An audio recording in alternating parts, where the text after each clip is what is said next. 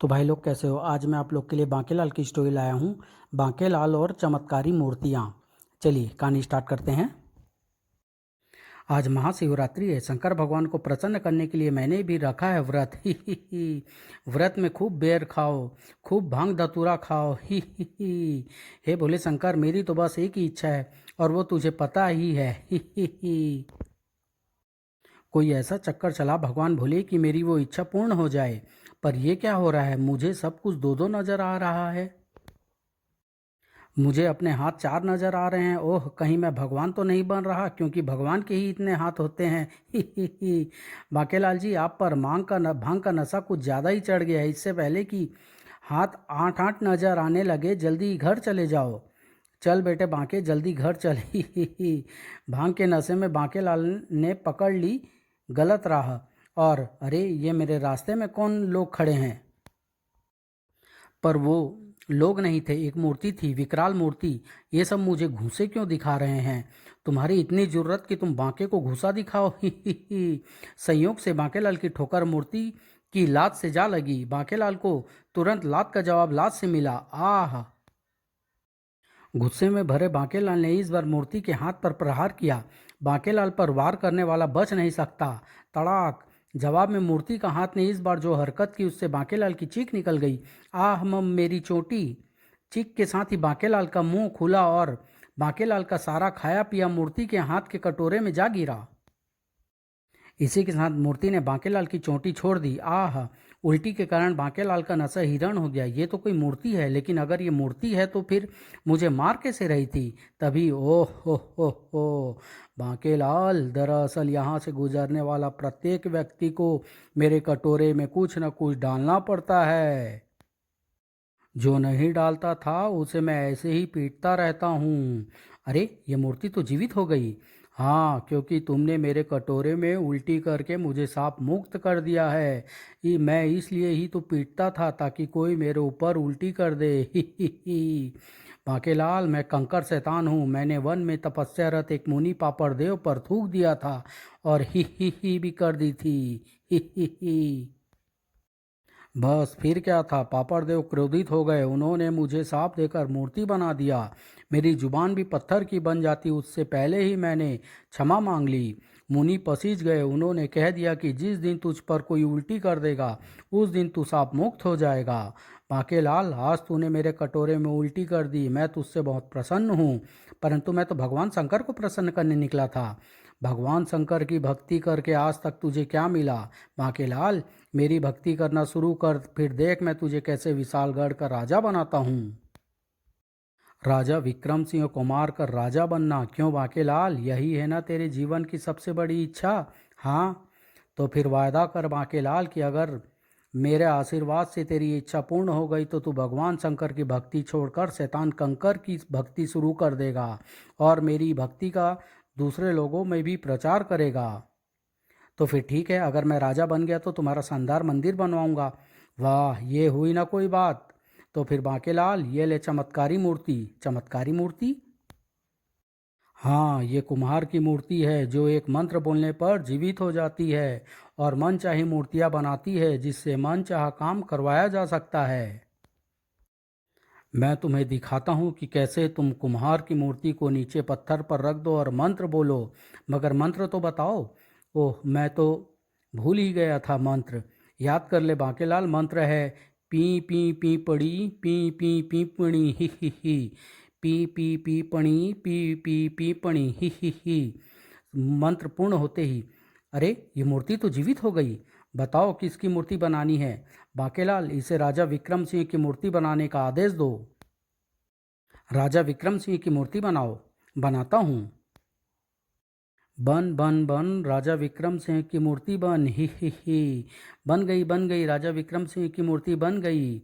ये तो बिल्कुल मुच्छड़ जैसा ही है। काम हुआ पूरा, मिट्टी में मिला बूरा। ही।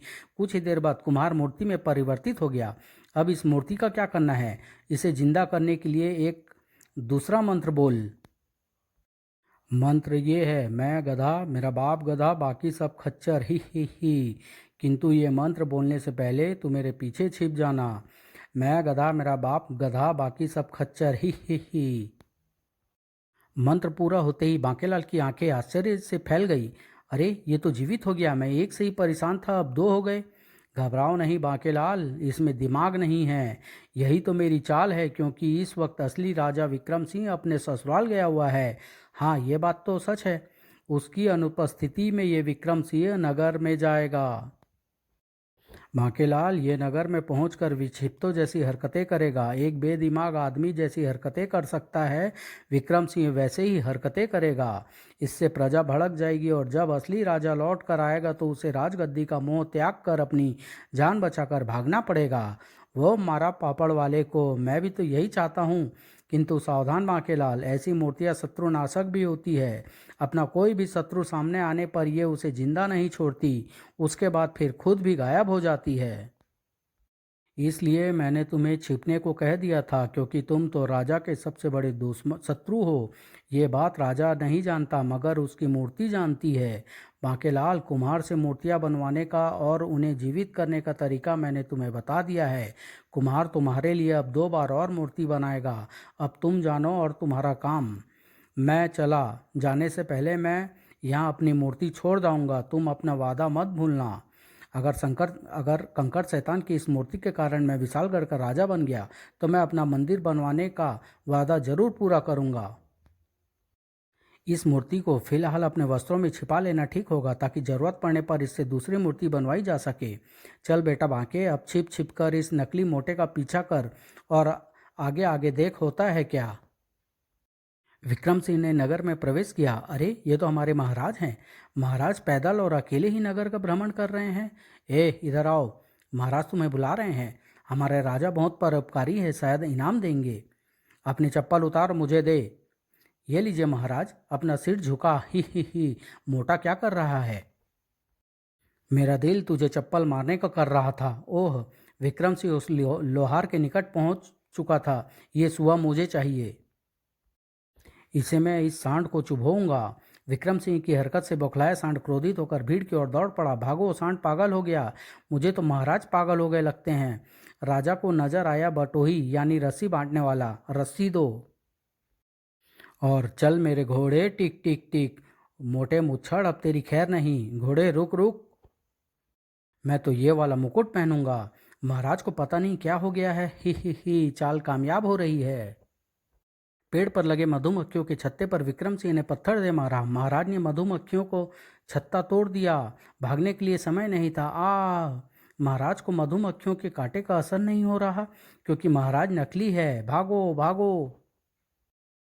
भागती भीड़ एक एक ठिठक कर रुक गई। अरे ये क्या, एक महाराज यहाँ भी, अरे और एक वहाँ भी। अरे ये तो मैं ही हूँ। ये असली मुच्छड़ इतनी जल्दी कैसे लौट आया, इसे तो 2-3 दिन बाद आना था। मेरा अपने सालों से झगड़ा न हुआ होता तो मैं 2-3 दिन बाद ही लौटता, परंतु फिर ये तमाशा न देख पाता। सैनिकों, पकड़ लो इस ध्रुत को, पता नहीं कौन है ये बहरूपिया।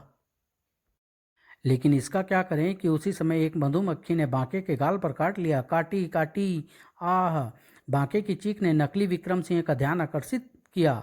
ओह मेरा प्रबल शत्रु, अब तू नहीं बचेगा। कंकड़ शैतान ने कहा था कि अगर मैं इसके सामने पड़ गया तो ये मुझे मारे बिना नहीं छोड़ेगा। भागो। अरे वो तो मेरे बांके के पीछे तलवार लेकर पड़ गया। सैनिकों, उसका पीछा करो। हम तो घुड़सवार सैनिक हैं, पैदल नहीं भाग सकते। मगर बांकेलाल को तो भागना ही था। बेटे बांकेलाल, तू तो मोटे का कुछ न बिगाड़ पाया, मगर अब मोटा तेरे 2 टुकड़े कर देगा। इस खोखले पेड़ में जा छिपता हूँ, मगर इसका क्या करें कि पीछा करते विक्रम सिंह की निगाहें उस पर पड़ चुकी थी। उसने बांकेलाल को खोह में से बाहर खींच लिया। बांकेलाल, तू जिंदा नहीं बचेगा। अब मैं तेरा सिर एक ही झटके से धड़ से जुदा कर दूंगा। नहीं सैनिकों, उसे रोको। उसे कोई न रोक पाया और आह खचाक, और मेरा प्यारा बांकेलाल मारा गया। मेरा भी। बांकेलाल के वध के साथ ही नकली राजा विक्रम सिंह का शरीर भी टुकड़े टुकड़े हो गया। देख लिया रानी स्वर्णलता, न तुम्हारे भाई मुझे धक्के देकर अपने घर से निकालते, न आज मुझे ये दिन देखना पड़ता। तो वो क्या करते, आपने मेरे भैया के हिस्से की भी खीर क्यों खा ली थी। महारानी, बांके के बिना मैं भी जिंदा नहीं रहूंगा। मैं तुम्हारे कंधे पर सिर पटक पटक पटक कर अपनी जान दे दूंगा। जान देने के लिए सिर तो पत्थर पर पटका जाता है। पिताश्री, माताश्री, ये देखिए बांकेलाल चाचा का सिर वह धड़ गायब हो रहा है क्या? उधर मेरे हमशक्ल का शरीर टुकड़े टुकड़े होकर गायब हो गया और इधर बांकेलाल का। आखिर ये क्या रहस्य है? यह रहस्य मेरी फूटी किस्मत का है महाराज। अरे बांकेलाल तो वो रहा। बांकेलाल, ये सब क्या रहस्य है महाराज? दरअसल मुझे शंकर भगवान ने स्वप्न में बताया था कि मुझ पर और आप पर भयंकर विपत्ति आने वाली है, जिसमें हम दोनों के प्राण भी जा सकते हैं। महाराज, शंकर भगवान ने मुझे कुम्हार की ये मूर्ति दी। कुम्हार की इस मूर्ति ने बनाए हम दोनों के हम शक्ल। वो विपत्तियाँ जो हम पर आने वाली थी हमारी हम शक्लों पर आ गई और इस प्रकार हमारे जानी बच गई। ओह बांकेलाल, दे पुच्ची। उस कमबख्त नकली मुच्छर से बचने का एक ही रास्ता था। पेड़ की कोह में घुसते ही मैंने कुम्हार से अपना हम शक्ल बनवाया और मुच्छर के हम शक्ल ने उसे ही खत्म कर दिया और खुद भी खत्म हो गया। अन्यथा वो मुझे खत्म किए बिना न रहता। तभी प्रजा भी वहां आ पहुंची। राजा विक्रम सिंह जिंदाबाद। अब कुम्हार की मूर्ति सिर्फ एक ही मूर्ति बना सकती है। अगले दिन मैं इस बार मैं कुम्हार की मूर्ति से बनवाऊंगा उसी की इच्छा का कोई जबरदस्त शत्रु जो विशालगढ़ और मुच्छड़ मनहूस को की खाट खड़ी कर दे। बांकेलाल ने मंत्र बोलकर कुम्हार की मूर्ति को जीवित किया और अपनी इच्छा उसे बता दी। ठीक है, तो मैं बनाता हूँ। तो लो बन गया बर्फीला। मैं इसे जीवित करने का मंत्र बोलता हूँ। मैं गधा, मेरा बाप गधा, बाकी सब खच्चर। ही।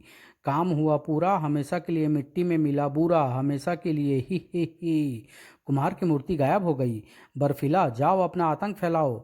मैं बर्फबारी करके कड़ाके की ठंड फैलाऊंगा। लो तुम ये गर्म पत्तियां खाओ ताकि कड़ाके की ठंड का तुम पर कोई असर न हो। ठंड? वाह, मुच्छड़ को तो वैसे भी ठंड ज़्यादा लगती है। खूब बर्फबारी करो, सीधे महल जाओ। विशालगढ़ वासियों ने पहली बार बर्फबारी का आनंद लिया। विशालगढ़ में बर्फ पड़ रही है, लेकिन वे खुशी ज़्यादा समय तक टिकी न रही। हमारे घर बर्फ से ढके जा रहे हैं और बर्फबारी थम नहीं रही। रजाइयाँ ओढ़ने पर भी ठंड नहीं रुक रही। किटकिट। आग से सांस की गर्मी जितनी ही गर्मी मिल पा रही है। किटकिट। बांकेलाल महल आ पहुंचा था। मैं अपनी आंखों से देखूंगा ठंड से कांप कप कर मरते हुए मुच्छड़ को। बांकेलाल जी को ठंड नहीं लग रही? अंदर और भी बुरा हाल था। अरे ये क्या, पानी बीच में ही जम गया। बांके हूण अप्पा दी की होऊं। रानी स्वर्णलता ने बेलन मार कर बर्फ तोड़ी। मैंने कहा था कि खाना खाने के बाद आज कुल्ला मत करो, पर मेरी कोई सुनता तक ना। आह, बर्फ तोड़ रही हो या मेरा थोबड़ा? वाह, मजा आ रहा है। ही। बांकेलाल देखो, स्वर्णलता का आंसू भी जम गया। किटकिट। बांकेलाल, तुम्हें ठंड क्यों नहीं लग रही? मेरे खून में बहुत गर्मी है महाराज। पर बांकेलाल, किटकिट, बाहर चारों ओर बर्फ गिरी है।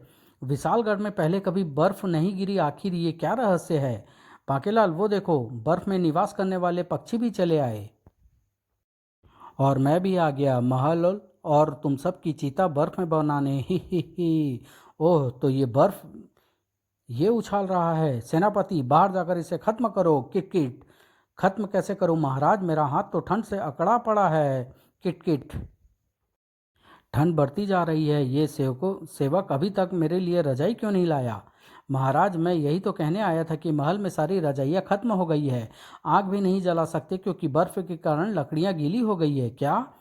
महाराज, अपना गर्म वस्त्र मुझे दे दो, वरना मैं अकड़ जाऊंगी। बांकेलाल, तुम कुछ करते क्यों नहीं? मेरी तो खुद समझ में नहीं आ रहा है महाराज कि मैं क्या करूं। राजा विक्रम सिंह ने अपना कंबल भी रानी स्वर्णलता को ओढ़ा दिया।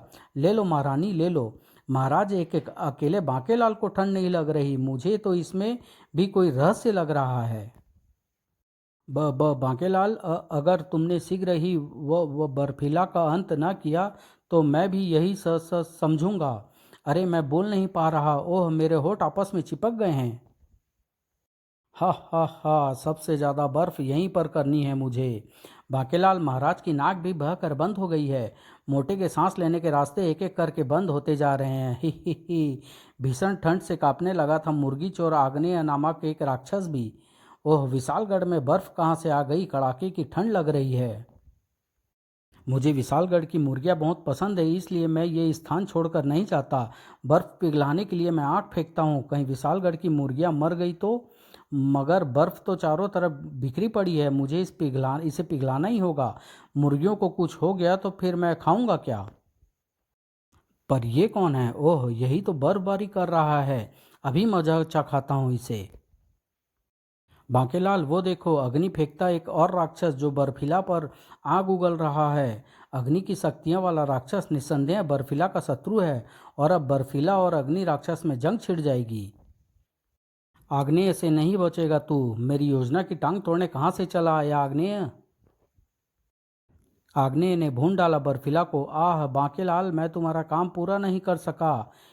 तो क्या ये तुम्हें जानता है बांकेलाल? आग्नेय ने चारों तरफ भीषण अग्नि वर्षा की। एक भी मुर्गी मरनी नहीं चाहिए। ओह, आग की भीषण गर्मी से सारी बर्फ पिघल गई थी, लेकिन तभी मैंने सारी अग्नि का प्रयोग कर लिया। अब आग निकलना बंद हो गई। खत्म कर दो इस शैतान को। बांकेलाल अपना सिर पीट चुका था। महाराज, मुझे पता था आग्नेय आने वाला है। आग्नेय के पेट से अग्नि का भीषण गुब्बार डकार के साथ फूटना था। अगर मैं बर्फिला का निर्माण न करता तो पूरा विशालगढ़ झुलस जाता। ओह, तो यह बात थी। तो फिर बांके दे पुच्ची, फूटी किस्मत। और फिर कंकर शैतान कमबख्त, तेरे चक्कर में मैंने शंकर भगवान का व्रत बीच में ही तोड़ दिया। अब वो भी प्रसन्न नहीं होंगे। अब तेरा मंदिर बनाना तो दूर, मैं तेरी मूर्ति की भी को भी यहाँ नहीं रहने दूंगा। चल बेटा बांके, कोई दूसरी योजना बना मोटे को राज सिंहासन से उतारने की। समाप्त।